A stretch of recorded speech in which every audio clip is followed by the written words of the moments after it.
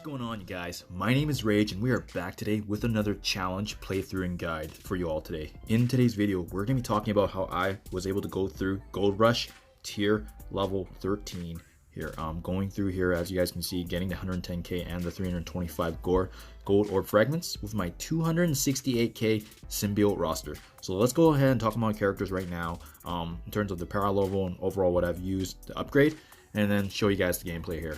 So Symbiote Spider-Man, I am currently building him for Dark Dimension 3. That's why he is built up. You can see here that I fortunately got him with the 4 red.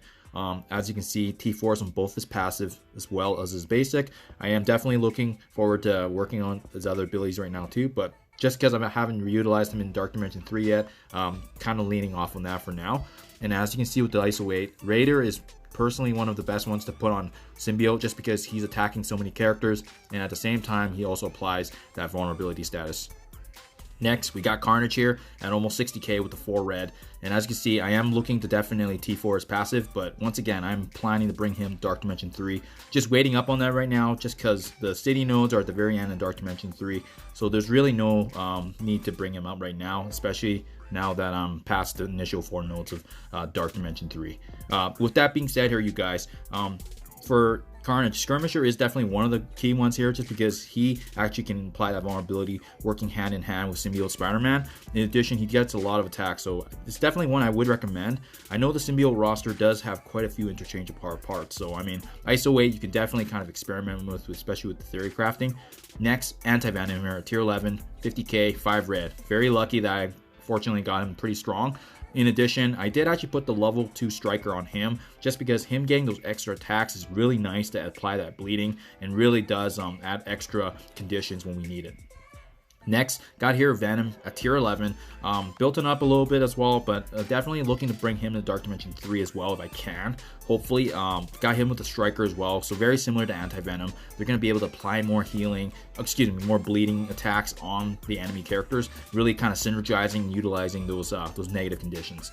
Last but not least here, Scream here at 35k, no T4s on her abilities, and for the ISO 8, it is going to be the level 2 Raider, very similar to Symbiote, really applying those vulnerability statuses. So essentially and overall, we got 2 Raiders, 1 Skirmisher, and 2 Strikers, and that really is what helps me a lot with my Symbiote team. With that being said, let's dive right in now to the gameplay for the Tier 13 Gold Orb Challenge.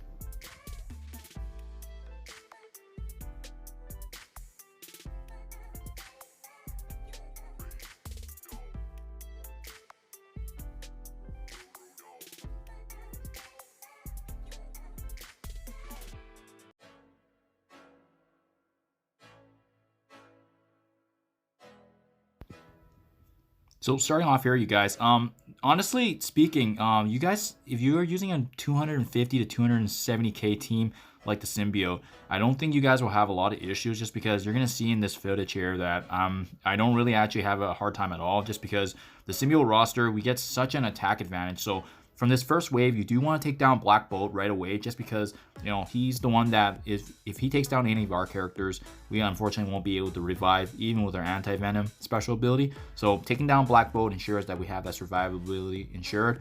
And as you guys know from these daily challenge events, you want your characters to be alive so that you can 3-star and therefore hit the auto win for these unlocks. So I mean, with that being said, that, you know, Black Bolt's got to be the first one to go. What I should have probably done is try to disrupt Sif from the beginning, so that way she can't taunt, but that's quite all right. Fortunately, with our team, not a big deal, because we have all those conditions spreading around. And fortunately, once that taunt does go off, we can go ahead and just finish off Black Bolt here. So overall, the characters are around 50 to 60k that we're up against, so not a big deal, just because if you guys are utilizing the Symbiote roster here effectively, you know, Anti-Venom ensures that we have defense up. If Venom's health is up, it's always going to ensure that defense up is on our team as well. So I mean, we just have a lot of kind of synergies going on here. The best part is you know, you want to just try and focus one character if you can, because the key here is when you inflict all those conditions, as you can see on both Heimdall as well as Sif there, those conditions allow us to have those extra attack turns, just due to the fact that they're getting weaker and weaker. And I do like, however, to spread my defense down with Symbiote, as you see there, just because he can kind of bounce around. Applying defense down is really nice for us. It's almost the same as having an offense up on our team, so very, very effective and nice. And personally, I do like to save my Symbiote Spider-Man stun whenever they're about to have a turn. So ideally, if you see a turn meter of a character you don't like, such as Black Bolt, getting up there and he's ready to actually use his attack, you know, that's when I would save his Symbiote Spider-Man stun. So I mean, gonna see here, you know, not really a lot of challenge for these nodes, really just going through attacking the targets as you can and taking down 3 characters out of that first wave. You do see that spawns the next wave here, and personally I don't like Carnage at all, so that's why I do target him from the beginning of this first wave, just because, you know, if Carnage gets going, he can get more attacks in and whatnot, and that's definitely something I don't like, just because we don't know what to expect in the wave after. Maybe there's another Carnage, so forth. So personally, if I can, I usually do try to target Carnage. The beautiful thing about the symbiote roster too is when you guys are going ahead and attacking that main target, most of our characters on a team also have some sort of chain attack, or they, you know, attack enemies right next to each other. So it always almost guarantees that not only do we get the target that we want, but as well as the enemies next to them. So at 10 out of 16 enemies left, it does spawn the next wave here, the third wave, and that does actually have another Black Bolt. We do want to stun him, so that's why I saved my Symbiote Spider-Man stun.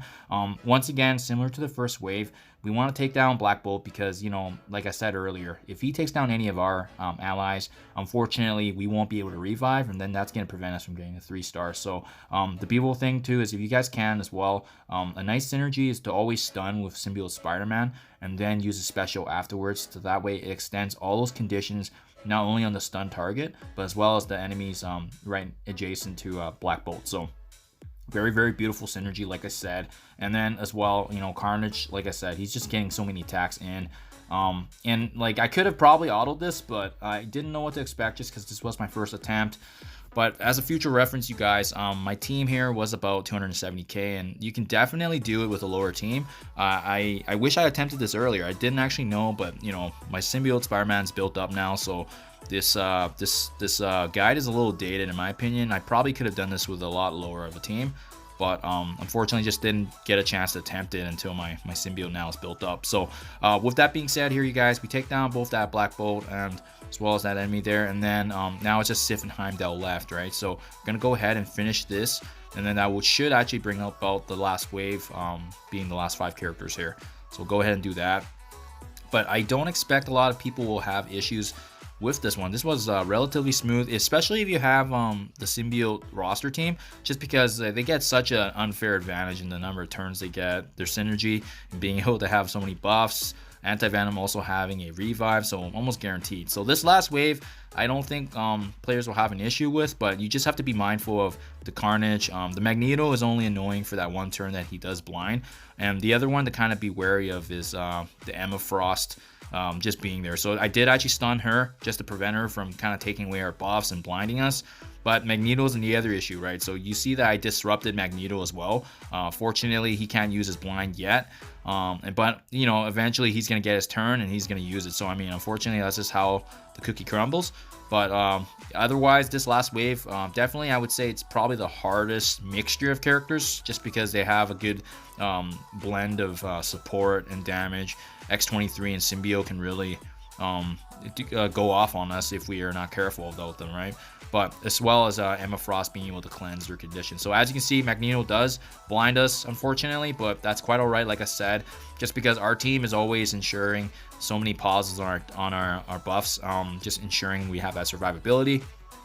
And we're making sure that their Emma Frost hasn't moved yet. So I am going to go ahead and actually target her because, like I said, one of the worst things you can be up against is a team that can cleanse all these conditions that we put on them, right? That's all the hard work that we've done. So there we go. Emma Frost is down, and at that point, it's pretty much smooth sailing, you guys. So like I said, I personally definitely think that you guys can do this with a lot lower of a team. I do like to make guides usually with lower team, but unfortunately, my symbiote was just a little too powerful, and you can definitely experiment for sure. I definitely think it's possible that you can do it likely with a symbiote team lower than 250, because look at how we're just not even really getting any damage and whatnot, and these guys are 45, 50k, definitely higher than at least 2 or 3 members of my team. But it's really my symbiote Spider-Man as well as Anti-Venom kind of holding the fort here, being able to provide those buffs, but symbiote having that support as well with his stun, as well as extending those negative conditions.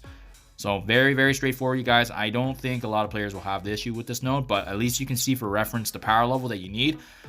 Unfortunately, I do think it would be quite a bit harder if you don't have such synergy with the symbiote. So, I mean, just a heads up, you guys, if you have this team, definitely my recommended go-to for finishing this up, especially finishing the remainder of the gold orb challenge here. So, sorry, the gold rush. So, there you guys have it. As always, do appreciate you checking out my videos. And as always, you guys, I will see you in the next one.